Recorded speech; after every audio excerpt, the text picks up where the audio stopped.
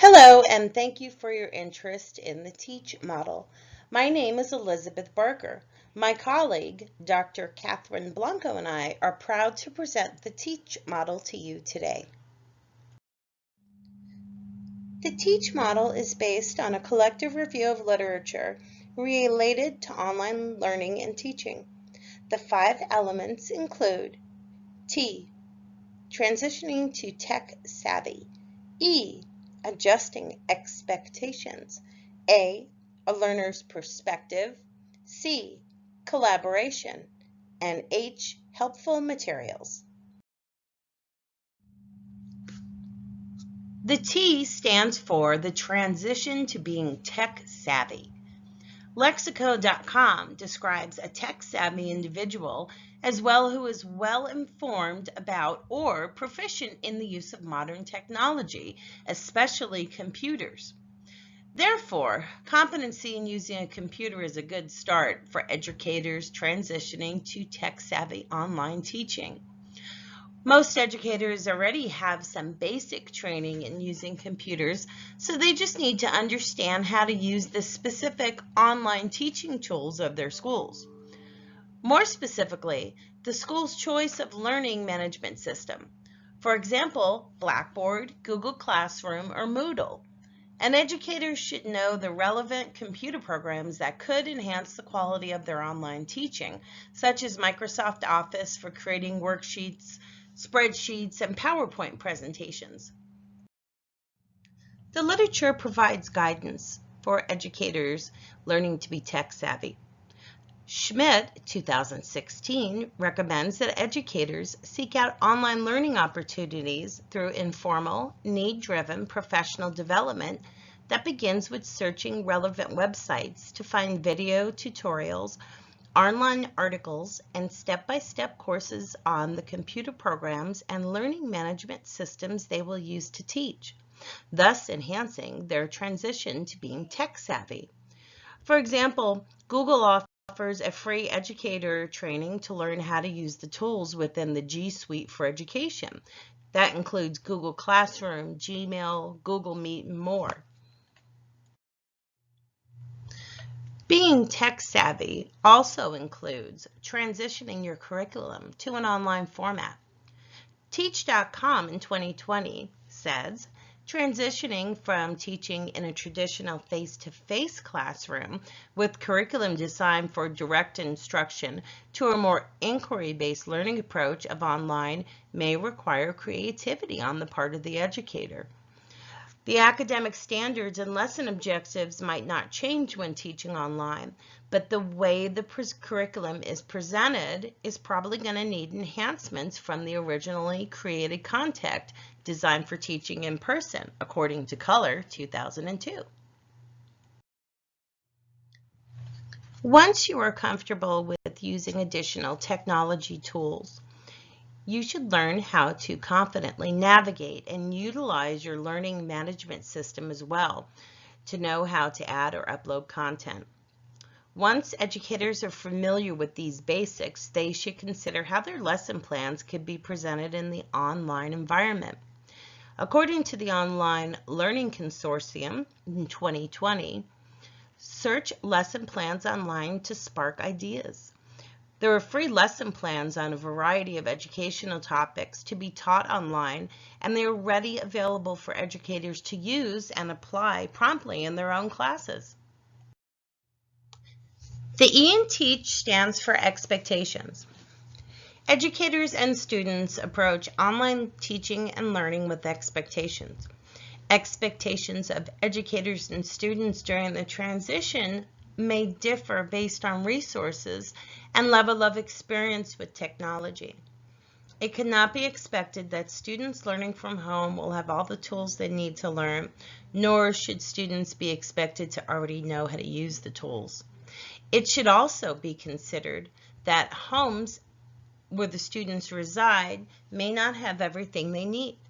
For example, Beasley and Holly, 2013, indicated that many homes are deficient in high-speed internet, and they most likely do not have all of the minimum computer requirements and resources needed to complete course objectives. It's also important to note that not all homes are conducive to online learning. Many students do not have the benefit of the necessary social capital through their parents or guardians to support online learning. There are students who share a computer with siblings, parents who are working from home while the student is learning, and some students do not have a dedicated study space with minimal distractions. Homes that are impacted by severe economic challenges, drug or alcohol abuse, and domestic violence are less likely to receive the type of support necessary for their success. Finally, just because a student has been enrolled in a distance learning program doesn't mean that the parents truly understand the amount and type of support that's necessary for their child to be successful. When teaching in an online environment, teachers should empathize with students struggling in these areas and expect to be readily available to assist students with technology. Even with the expectation that technological challenges may arise, educators should still hold students accountable to meet learning objectives. Educators may need to get creative in working with the student to problem solve a solution to overcome technical trouble in order to complete class assignments. For example, brainstorming with the student alternative ways to submit an assignment if the student is struggling or if a student is unable to view a required class video due to unreliable internet. The educator could email the video transcript or provide an alternate assignment option with the website link to read a related news article. According to Blanco 2017, a teacher should never allow hindrances with technology to be an excuse for lack of personal responsibility or missing and late assignments. Even so, expect that challenges will arise and they will create hindrances for both students and educators. While the online educator is expected to be readily available for their students, there needs to be some boundaries in this area. For continued job satisfaction and effective teaching, educators should set reasonable expectations and boundaries with students and parents. Although students have the ability to contact an online educator at any time of the day or night through the online classroom, that doesn't necessarily mean that the educator is expected to be available all hours of the day. It is highly recommended that the educator posts a contact information note within their online classroom that includes specific ways to contact the educator, either through email, classroom message, phone, or text, and a schedule of consistent classroom office hours. An educator should also avoid providing a personal phone number and inquire if their school can offer an office number with a voicemail that can be accessed from home and is only answered during office hours. Students and parents should only expect to reach the educator during posted office hours, and during these hours should be the only time that the educator should be expected in the online classroom, as well as handle administrative tasks such as online meetings, answering calls, replying to emails, and grading papers. For those educators new to working in a distance learning environment, expectations for self-care should also be established. Educators need to set expectations upon themselves to take time off for self-care, according to Hansen and Gray 2018. For example, eat a healthy breakfast, follow good personal hygiene habits, which might include getting out of your pajamas, taking a walk outside, exercising, or meditating before beginning a class. An educator should also take reasonable breaks away from a computer and use their prep time wisely. According to Blanco 2017, when an educator takes time for self-care and creates a healthy work and personal balance, the educator will likely focus better in the classroom. So it's a win-win. Overall, a culture of caring within reasonable expectations for the educator as well as students and parents more likely enhances connection with the online classroom environment. The A in TEACH stands for a learner's perspective. This reminds us to design courses and align expectation with the learner's needs in mind.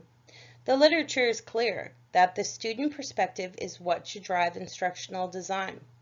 In fact, the learner's perspective of his or her performance in the classroom is what drives self-esteem and self-efficacy. If the classroom is burdensome and requires too much emotional and mental effort, students are defeated before they start. This condition is known as learned helplessness. Developed by Siegelman and Meyer in 1965, learned helplessness causes students to give up when they feel a situation is beyond their control. Some of us felt helpless when the classrooms were moved to an online format. Imagine what our students felt. As educators, we are the architects of the student experience. This is already demonstrated in our classrooms, which are engaging, hands-on, and fun. This can also be accomplished in a distance learning setting with a little creativity and the correct perspective. A typical school day is about 6 hours long. The reality is that the time spent on actual learning is significantly less due to administrative and other time wasters throughout the day. What this means is that a 15-minute video and a brief assignment in an online classroom will meet the same standards in less time. So for the learner, this is a mental win-win, which will increase their motivation and student performance. Capitalizing on this is key to keeping the students engaged. So the reality is that at first, distance learning requires additional effort. There's a learning curve to master the system. In addition, teachers are trying out new technologies and methods to facilitate learning. For example, when my 7th grader switched to online learning in March, his greatest complaint was the lack of consistency in the classroom as teachers were using multiple technologies and assignments week over week. The takeaway here is that online learning should not require too much mental and emotional effort just to complete tasks, as the learning part is difficult enough. According to Davis, 1989, students have a desire to engage in learning activities that are perceived as valuable. Instructors should seek to provide a wide range of opportunities to master the materials and demonstrate learning. Best practices would include a wide variety of learning activities that appeal to a wide range of learning styles. This could be accomplished through brief videos, reading materials, hands-on activities. One best practice is individual exploration, which consists of students locating information and sharing their findings in the online classroom. This also has the benefit of collaborative learning for the total learning community.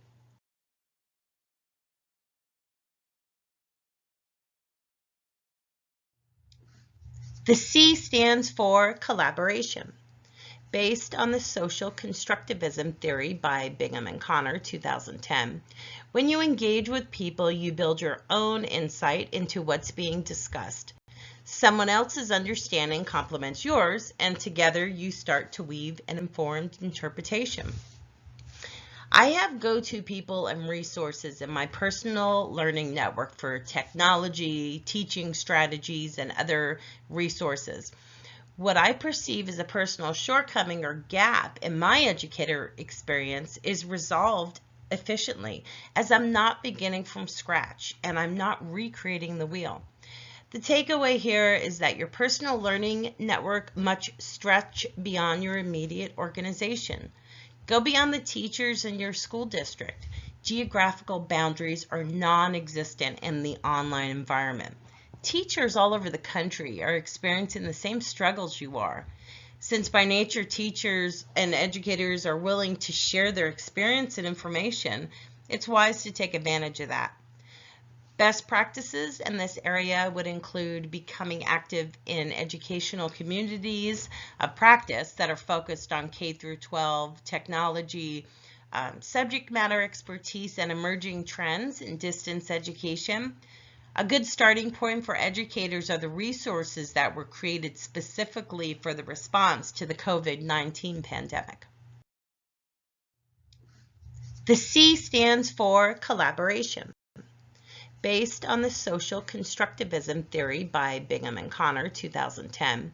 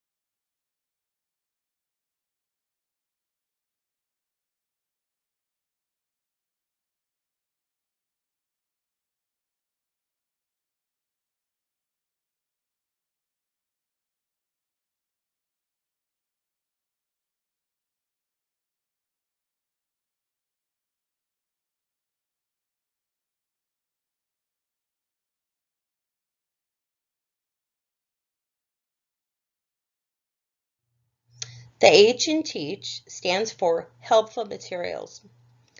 So the shift to online learning is enough to make anyone struggle. As educators, this shift costs us anxiety, stress, and for many, feelings of helplessness.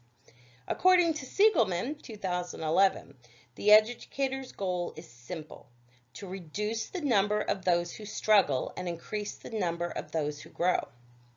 One of the best ways to reduce student struggle is to anticipate their needs. This is easily done through helpful materials and resources provided consistently throughout the classroom, week over week.